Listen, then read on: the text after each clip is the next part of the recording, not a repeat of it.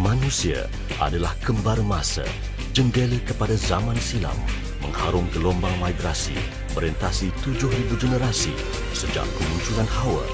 Dan yang paling menakjubkan ialah gambaran evolusi manusia yang berjalin dan berkait rapat, berpunca dari moyang yang satu. Dan melalui kajian para sarjana melibatkan rangkaian disiplin kajian iklim cuaca, oceanografi, geologi, arkeologi, linguis dan yang terkini kajian genetik dan pemetaan genom manusia melalui mtDNA, suatu ancakan paradigma, telah menebalikkan hipotesis teori. Teori seperti migrasi dari Yunan dan Taiwan serta Express Train yang kononnya Melayu dan Melayu Polinesia berpunca darinya. Ini dibuktikan oleh kajian di mana dalam lingkungan 85,000 tahun dahulu, manusia memulakan migrasi keluar dari Afrika dan Timur Tengah dan proses tersebut mengambil masa lebih kurang 10,000 tahun untuk mereka tiba di benua Sunda. Anda mungkin tertanya, mengapakah manusia berhijrah?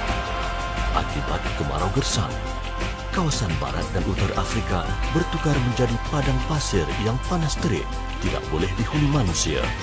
Di utara Amerika, ais menebal sehingga 3 kilometer, fenomena daripada pembekuan global.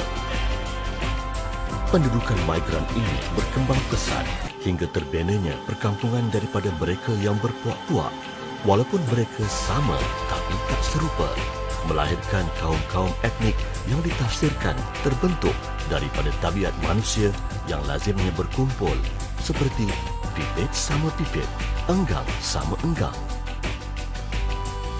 Inilah benua Sunda, sekeping tanah, benua tanah ranah Melayu. Perhatikan betapa besarnya benua ini dan kedapatan 4 sistem sungai dan lembah yang besar. Anggaran ini menunjukkan apabila paras laut 50 meter lebih rendah daripada paras sekarang, kajian menunjukkan kawasan benua Sunda yang terdedah sebagai yang boleh dihuni adalah sebesar negeri Mongolia, dianggarkan bersamaan 5 kali negeri Thailand. Benua Sunda menjadi tumpuan kerana mempunyai tanah yang subur, pelbagai bahan mentah, iklim cuaca yang nyaman dan juga gua untuk perlindungan.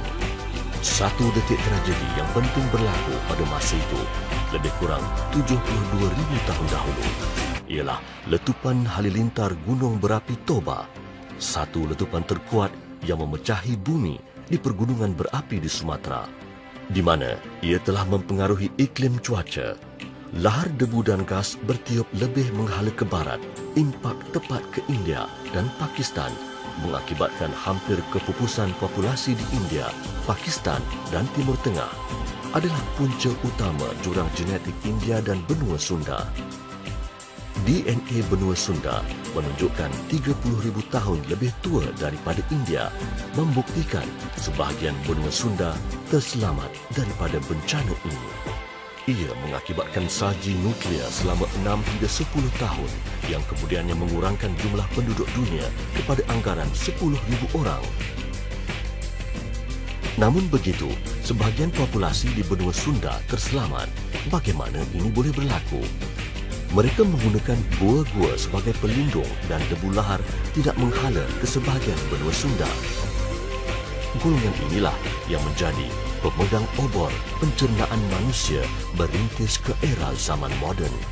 Terjadinya suku-suku kaum dan bangsa adalah petunjuk alam semula jadi yang diistilahkan konsep pipit sama pipit, enggang sama enggang.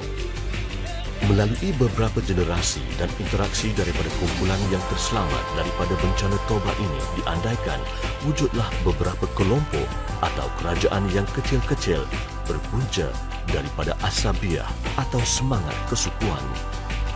Ibnu Khaldun dalam bukunya Muqaddimah berpendapat bahawa asas kepada kemajuan kehidupan manusia ialah asabiah, sifat semula jadi yang cinta akan ahli keluarga.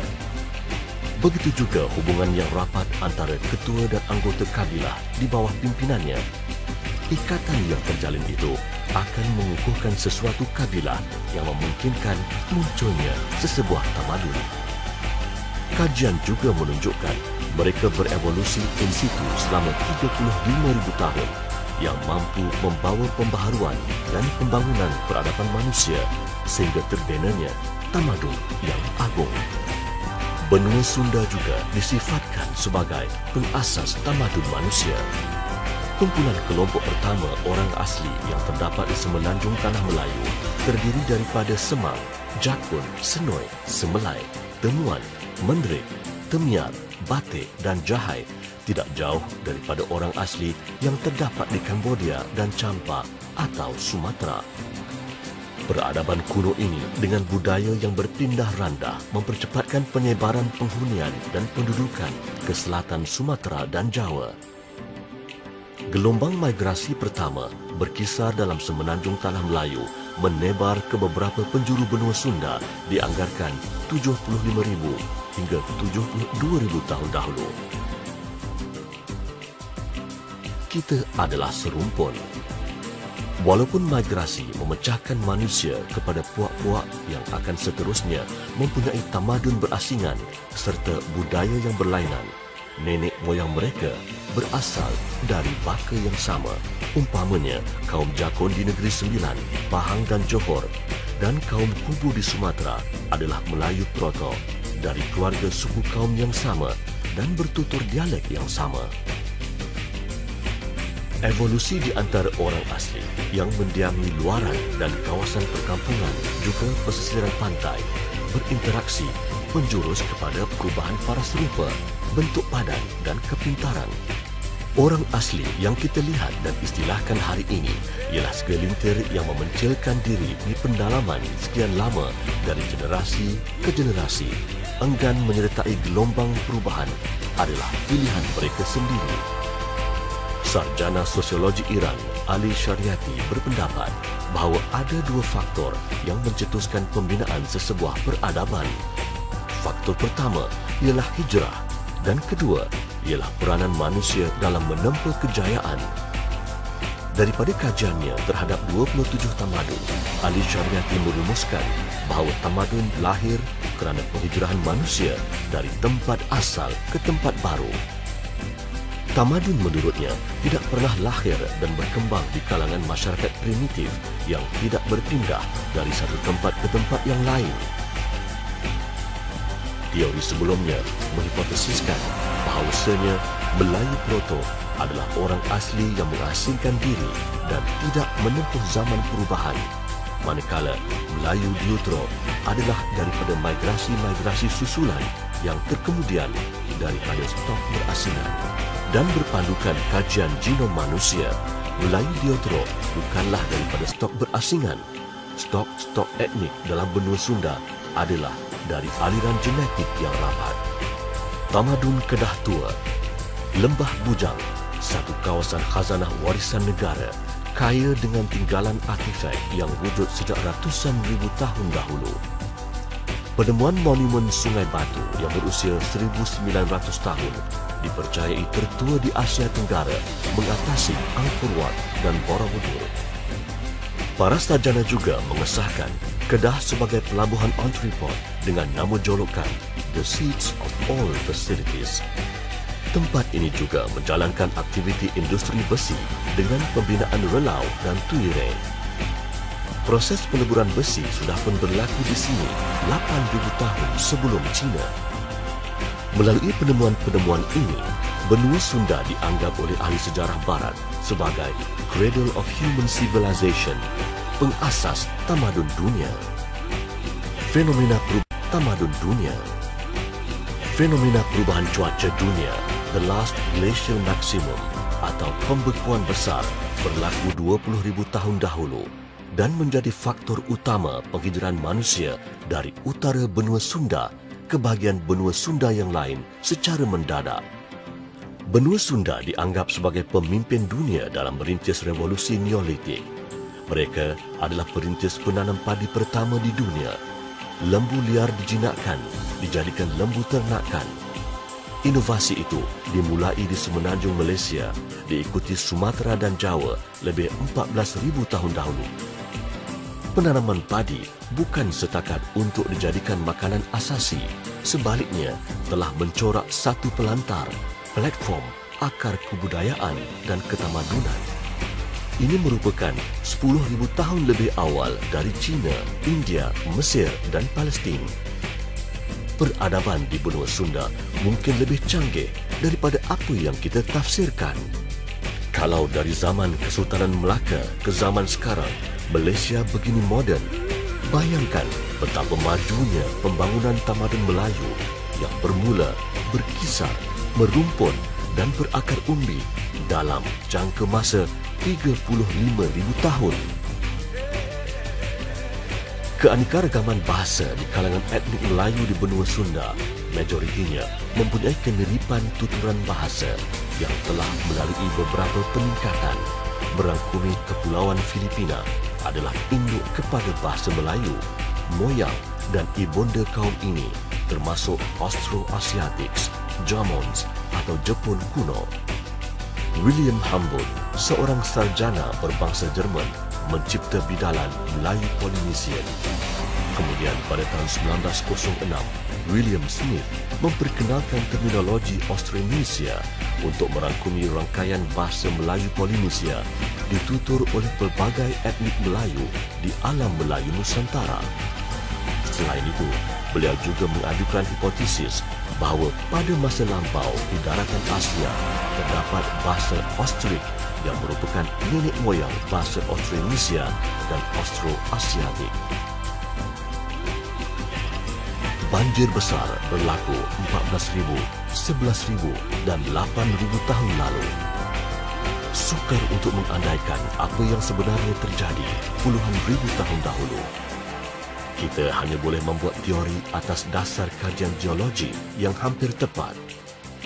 Tragedi banjir adalah suatu fenomena pemanasan global, gempa bumi dan letupan rantaian gunung berapi, Toba, Kerinci, Talang, Krakatoa menjadikan timbunan ais yang ada di kutub utara cair dan mengakibatkan pelanggaran atau pergeseran dasar laut.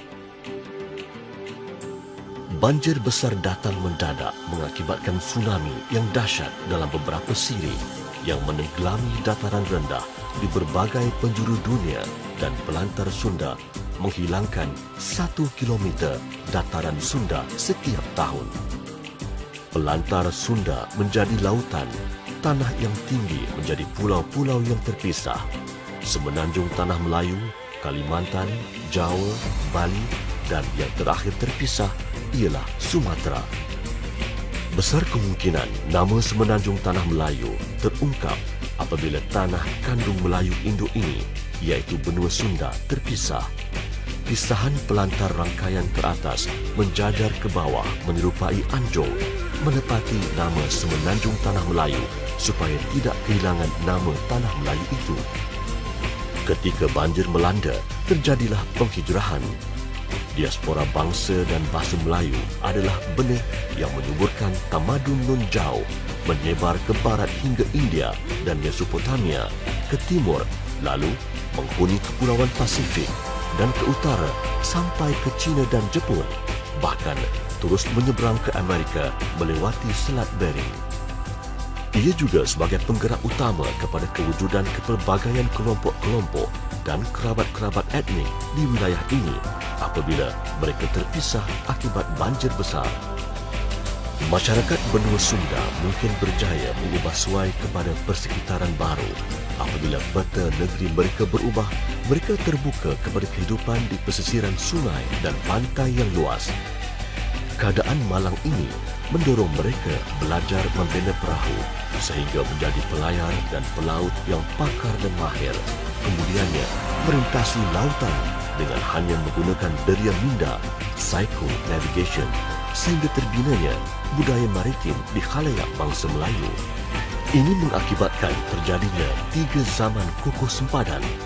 Kukuh sempadan bangsa dan bahasa terjadi 14,000 tahun dahulu atau lebih awal setelah berkisar kurang lebih 50,000 tahun di benua Sunda. Dan apabila terpisah 14,000 tahun dahulu akibat banjir di antara kaum Austronesia Melayu, kukuh sempadan geopolitik kerajaan 14,000 tahun dahulu, zaman kukuh sempadan agama 6,000 hingga 1,000 tahun dahulu. Namun hakikatnya, mereka masih serumpun. Namun kerana umat bangsa Austronesia Melayu ini adalah suatu bangsa yang terkuno, penyubur kepada ras-ras bangsa yang lain di dunia dan tiada kedapatan pengaruh Mongoloid dalam mtDNA, juga tidak wajar diklasifikasikan di bawah Australoid kerana bangsa Melayu tertubuh lebih awal dengan jumlah populasi 380 juta, 2% populasi dunia. 3 zaman kukuh sempadan berlaku di benua Sunda mulai mengalami perpisahan benuanya. Pada 5 ras terbesar perlu diberi pengiktirafan satu lagi kelompok ras Melayu atau yang berwarna ciku coklat, brown race. Kewajarannya kerana dari segi warna kulit, bentuk mata, hidung, mulut dan rambut terdapat perbezaan ketara berbanding Mongoloid atau Australoid. Migrasi terjadi dari kawasan Kepulauan Asia Tenggara ke dataran Asia. Bahasa Austronesia dan bangsa Melayu bertunas, berakar umbi, merimbun hingga terbina induknya di benua Sunda sebelum berpecah menjadi gugusan Kepulauan Melayu. Nusantara kemudiannya menyebar ke Filipina, Taiwan dan Utara Asia, Kepulauan Pasifik dan seluruh dunia. Orang asli yang kini bermukim di semenanjung Tanah Melayu adalah sisa penduduk asli pelantar Sunda yang tetap tinggal di Tanah Ibonda ketika keluarga lainnya berhijrah selepas banjir besar. Artinya, migrasi terjadi dari kawasan Kepulauan Asia Tenggara ke daratan Asia dan bukan sebaliknya. Bangsa Melayu bukannya diwujudkan daripada sesuatu penjelmaan minda penjajah. Bahasa, jiwa bangsa, di mana saja mereka berada, mereka adalah serumpun. Bahasa Melayu di Nusantara hingga ke Kepulauan Pasifik bukan saja bahasa lingua franca, malah bahasa kepada bangsa Melayu. Nama Melayu bukannya datang dari nama sungai atau nama bukit atau dari kaum Hindu yang berdagang. Tidak terlintaskah kemungkinan sungai, bukit ini mengambil sempena nama Melayu sebagai sanjungan dari bangsa itu sendiri? Bangsa dan bahasa bukan dicipta gubah. Bangsa, bahasa berevolusi melalui penggunaan pertuturan dari generasi ke generasi. Keunikan paling menarik yang mendukung bidang bahasa ialah menjiwakan penguasaannya termaktub dalam alam semula jadi, dipupuk, dipelihara penghayatannya melalui pertuturan harian sehingga menjadi suatu encoded genes dan peradaban budaya bukan ikutan atau pinjaman. Mana mungkin kalau bahasa dan bangsa Melayu tidak dominan dapat menguasai seluruh alam Melayu, melainkan keseluruhan alam Melayu adalah bangsa Melayu ketika itu. Mana mungkin bahasa Melayu masih ditutur bangsa Melayu Austronesia walaupun terpisah 14,000 tahun di antara mereka, melainkan keseluruhan mereka adalah bangsa Melayu. Pada ringkasan perkembangannya, istilah Melayu Austronesia juga digunakan untuk menyebut suatu komuniti yang berbudaya, keluarga kekerabatan Austronesia serta menuturkan bahasa Melayu Austronesia. Berevolusi bahasa jiwa bangsa walaupun bolehlah diungkapkan sebagai kita sama tapi tak serupa. Dari DNA sebenarnya adalah dari juraian baka yang sama. Bersandarkan kehebatan tamadun Melayu sebelum tenggelamnya benua Sunda dan tidak orang tua-tua mencipta pepatah jikalau tidak memperingatkan sejarah supaya tidak berulang. Kajang orang, kajang berlipat, kajang kita mengkuang layu. Dagang orang, dagang bertempat. Dagang kita, dagang berlalu.